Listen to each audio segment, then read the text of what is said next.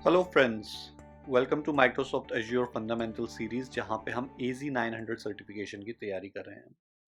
जैसा कि मैंने बताया था कि हम लोग एक नैरेटिव फॉर्म में सब कुछ समझने की कोशिश करेंगे। तो मान के चलिए कि आप एक कंपनी है, एक IT कंपनी है या किसी और इंडस्ट्री को भी बिलोंग कर सकते हैं, बट आपको क्लाउड पे मूव करना है। तो अगर आप क्लाउड पे मूव करना चाहते हैं तो आप समझना चाहेंगे कि मैं सबसे पहले क्लाउड पे मूव क्यों करूंगा।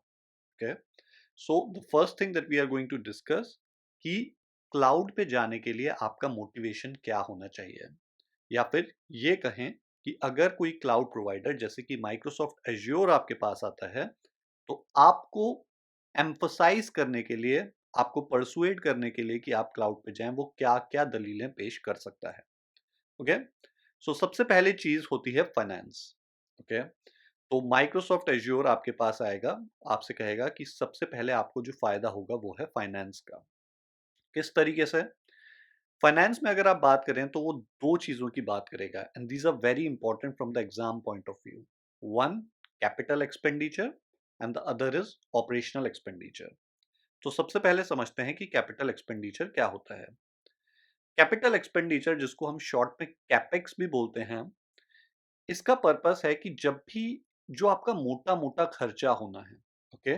अगर आप मान लीजिए कोई रेस्टोरेंट सेटअप करना जाते हैं, तो जो आपका वन टाइम बिग एक्सपेंडिचर होगा, ओके? ओवरऑल एक्सपेंडिचर जो आप देखते हैं कि फ्यूचर यूज़ में आपको काम आएगा, कुछ आप ऐसा कोई बड़ा खर्चा करते हैं जिसको आपको लगता है कि इससे आपको बहुत ज़्यादा फ्यूचर में फ़ायदा होने वाला है। मे बी यू सेटअप एक बहुत बड़ा आपने एरिया खरीद के रख लिया, पार्किंग खरीद के रख ली। सो दैट इज समथिंग जो कि एक मोटा खर्चा होता है, जो कि हाई अपफ्रंट कॉस्ट होती है। ठीक है, सो उस तरीके के जो वन टाइम यूज के लिए या फिर वन टाइम खर्चा जो आप करते हैं बार बार यूज करने के लिए आगे, उसको हम कैपिटल एक्सपेंडिचर कहते हैं। अब आते हैं ऑपरेशनल एक्सपेंडिचर। ऑपरेशनल एक्सपेंडिचर वो खर्चा जो आप डेली यूज में करते हैं। जैसा कि मैंने रेस्टोरेंट का एग्जांपल लिया, तो आप अपनी जो लैंड परचेज करेंगे वो एक बार परचेज करेंगे। वहां पे जो आप रेस्टोरेंट का स्ट्रक्चर बनाएंगे, जो भी रियल एस्टेट, पार्किंग एक्सेट्रा जो भी आप सेटअप करेंगे, किचन सेटअप करेंगे, वो एक बार का खर्चा है। So that was your capital expenditure. But जो आप सर्विस प्रोवाइड कर रहे हैं, आप जो खाना बार बार प्रोवाइड कर रहे हैं, उसमें जो आपकी लागत लग रही है रोज की, ओके, उसको हम कहते हैं ऑपरेशनल एक्सपेंडिचर। तो अगर क्लाउड प्रोवाइडर के टर्म्स में बात करें तो as an IT company, as a company जो क्लाउड पे जाना चाहती है, उसको अगर खुद करना पड़े, ओके, पूरा का पूरा डेटा सेंटर अगर खुद सेटअप करना पड़े, तो वो उसके लिए बहुत बड़ी कॉस्ट होगी। ओके, वो उसके लिए कैपिटल एक्सपेंडिचर होगा। एक आईटी कंपनी को एक जगह खरीदनी पड़ेगी, वहां पे उसको सर्वर्स खरीदने पड़ेंगे, वहां पे उसको देखना पड़ेगा कि कूलिंग कैसी है, लाइटिंग कैसी है, फिजिकल सिक्योरिटी क्या है। ये एक टाइम का बड़ा खर्चा उसको करना पड़ेगा, राइट? उसके बाद जितनी आप सर्विस यूज कर रहे हैं उतने आप सर्वर्स को रन करेंगे। अगर मान लीजिए आज आपको लगता है कि बस 10 सर्वर्स की ज़रूरत है, तो आप 10 सर्वर्स को ही स्विच ऑन करेंगे, तो जो भी इलेक्ट्रिसिटी का खर्चा आएगा, जो भी उस सर्वर को मेंटेन करने का खर्चा आएगा, वो आपका ऑपरेशनल एक्सपेंस हो जाएगा। तो I hope this is a very important point from a certification point of view. Capital expenditure, operational expenditure पे ही आपके सारे क्वेश्चंस आते हैं इस मॉड्यूल पे। और यहाँ पे जो चीज़ें आपको याद रखनी है वो है कि capital expenditure one time upfront cost for future use है, and operational expenditure day to day expenses, जो भी आप जैसे यूज कर रहे हैं, जैसे वैसे वैसे आपको जो खर्चा करना पड़ता है, उसको ऑपरेशनल एक्सपेंसेस कहते हैं। तो एज अ क्लाउड प्रोवाइडर वो आपको कहेगा कि आपको कोई भी कैपिटल एक्सपेंडिचर करने की जरूरत नहीं। जिस दिन आप हमसे कहेंगे कि आपको 10 सर्वर चाहिए, उस दिन मैं आपको 10 सर्वर अवेलेबल करा दूंगा। You don't have to worry about the capital expenditure because that is the headache of a cloud provider. आपको केवल ऑपरेशनल एक्सपेंसेस का सोचना है। अब हाउ इज इट पॉसिबल, ये कैसे कर पाते हैं cloud providers? Okay, there is a concept of economies of scale. Finance में आप लोगों ने काफी सुना होगा, इकोनॉमीज ऑफ स्केल का मतलब होता है एडवांटेज ऑन इंक्रीजिंग आउटपुट और स्केल ऑफ ऑपरेशन। जैसे-जैसे आपका ऑपरेशन का स्केल बढ़ता जाता है, वैसे-वैसे आपको चीज़ें सस्ती पड़ती हैं। आप सिंपल सा एग्ज़ाम्पल है, आप कुछ चीज़ है, यू नो आप उसको 10 अगर खरीदते हैं तो आपको शायद महँगी पड़ती हैं। अगर आप उसको जो जो आपने एक बार में खर्चा किया है, लेट्स से कि आपने ₹100 लगाए हैं, बट वो केवल 2 रिसोर्सेज़ के लिए यूज़ हो रहे हैं, ठीक है? तो पर रिसोर्स आपका कॉस्ट क्या हो गया ₹50। अगर वहीं पे वो ₹100 जो आपने कैपिटल एक्सपेंडिचर किया है, वो अगर 50 रिसोर्सेज के लिए आप यूज करें तो पर रिसोर्स कितना हो गया? केवल ₹2। So that is economies of scale. Economies of scale का मतलब केवल इतना सा है कि जो आपका एक मोटा खर्चा है वो कितने ऑपरेशनल एक्सपेंसेस या रिसोर्सेज में डिवाइड हो रहा है। तो ये क्लाउड प्रोवाइडर के लिए आसान हो जाता है। क्यों? क्योंकि उन लोगों ने ऑलरेडी एक बहुत बड़ा सेटअप कर रखा है, ठीक है? और जैसे-जैसे वो स्केल करते हैं ऑपरेशन, उनको उतना ही सस्ता पड़ता है and this benefit they also pass on to the user, okay? जैसे-जैसे आप भी ज़्यादा यूज़ करेंगे, जैसे-जैसे आप अपना ऑपरेशन स्केल अप करेंगे, वो बेनिफिट वो आपको भी पास ऑन कर देता है। सो नेक्स्ट चीज़ आती है consumption based model. Consumption based model का मतलब सिंपली इतना है कि जितना आप कंज्यूम कर रहे हैं, जितना आप यूज कर रहे हैं, केवल उतना ही आप पे करेंगे। Because we are talking about finance, cloud provider कह रहा है आपको कोई टेंशन लेने की जरूरत ही नहीं कि आपको कितना पे करना है, नहीं करना है। जितना आप यूज करेंगे केवल उतना पे करेंगे। This is like an electricity metre, okay? जितना आप इलेक्ट्रिसिटी यूज करते हैं उतना ही आपका मीटर चलता है। सिंपल वे में, सिमिलर वे में, जितना आप रिसोर्सेज क्लाउड पे, इंफ्रास्ट्रक्चर पे यूज करेंगे उतना ही आपको पे करना होगा। And this is also a predictive cost, ठीक है?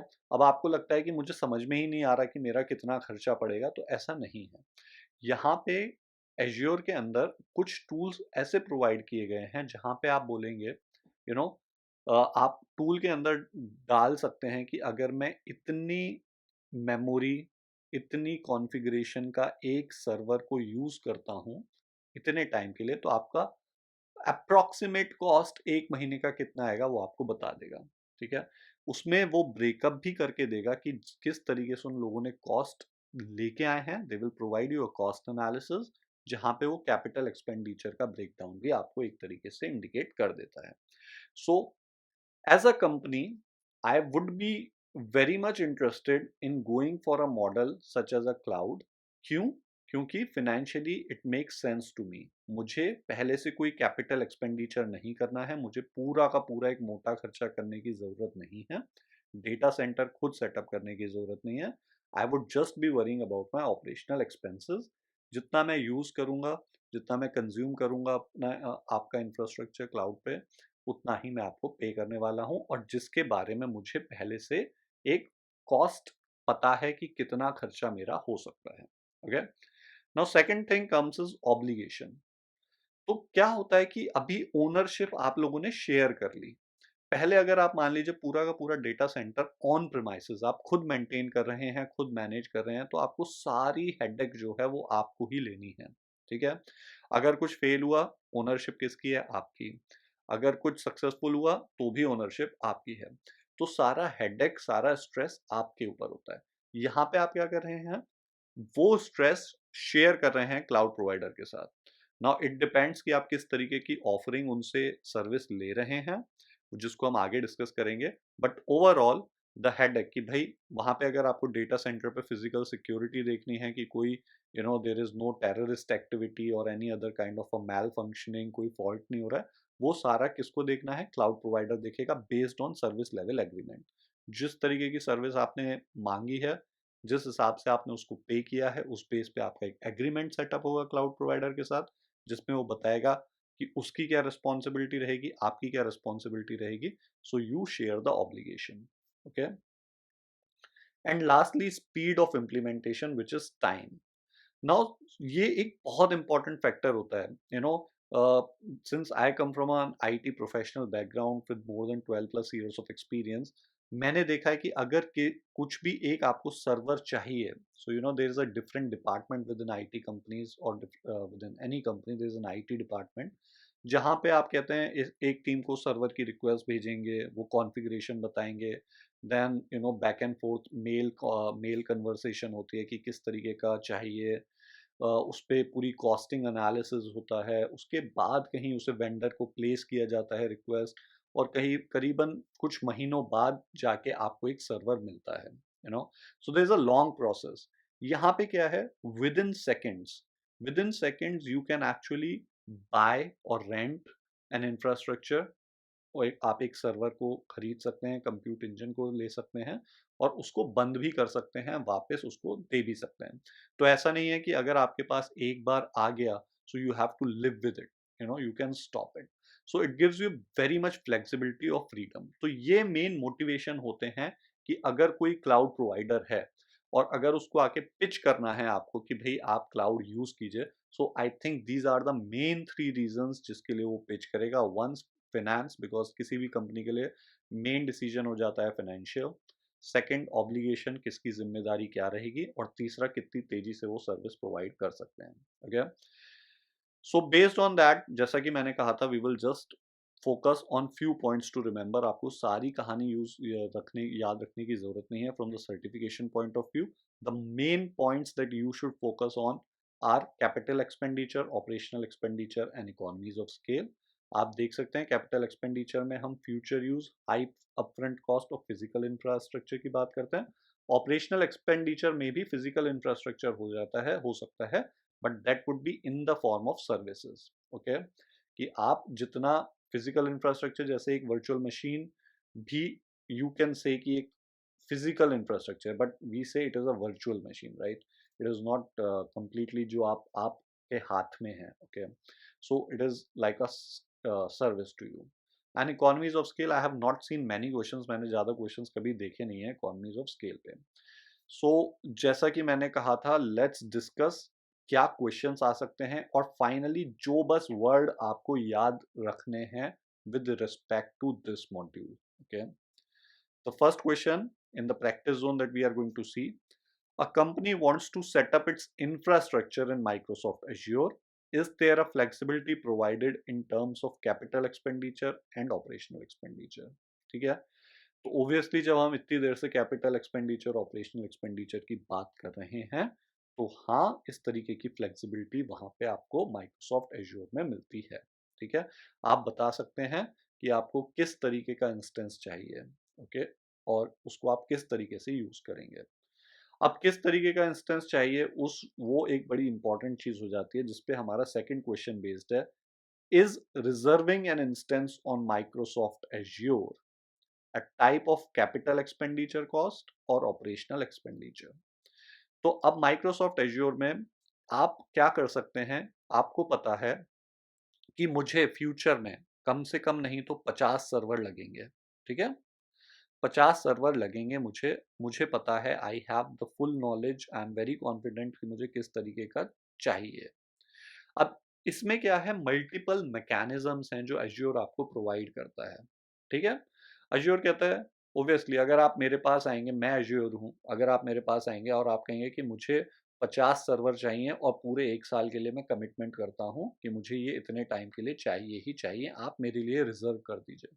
ठीक है, सो मैं आपको ये सस्ते में प्रोवाइड करने की कोशिश करूँगा, क्यों? क्योंकि आप मुझसे एक तरीके से थोक में ले रहे हैं, यू आर बाइंग, कि एक होलसेल में आपने मुझसे एक एग्रीमेंट कर लिया कि इतना यूज़ करेंगे, तो मेरे को भी बेटर विजिबिलिटी है अपनी कॉस्टिंग की, और उस तरीके से मैं आपको बेनिफिट्स पास कराना चाहूँगा। तो रिजर्विंग एन इंस्टेंस मतलब कि आपने एक बहुत बड़ा अपफ्रंट कॉस्ट कर रहे हैं। ठीक है, अपफ्रंट आप उसको बोल रहे हैं कि मुझे इतना चाहिए। आपने एक पूरा इंफ्रास्ट्रक्चर पहले से ही बता दिया है, जिसकी आप पहले से अपफ्रंट कमिटमेंट कर रहे हैं। That is why it is considered reserving an instance is a kind of a capital expenditure. क्यों?